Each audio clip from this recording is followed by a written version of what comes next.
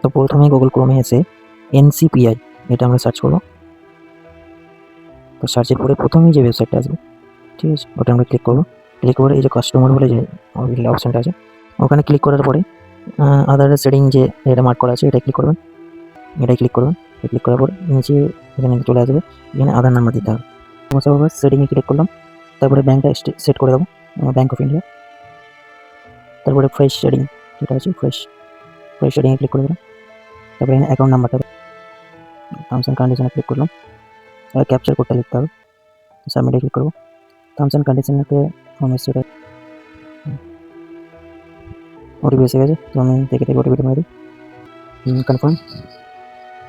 তো দেখুন এখানে লেখা আছে যে মানে আমার অ্যাকাউন্টটা অলরেডি অ্যাক্সেস করা আছে, ঠিক আছে, সেটিং হয়ে আছে। তো আমরা সেটিং করতে হবে, আগে থেকে সেটিং হয়েছিল।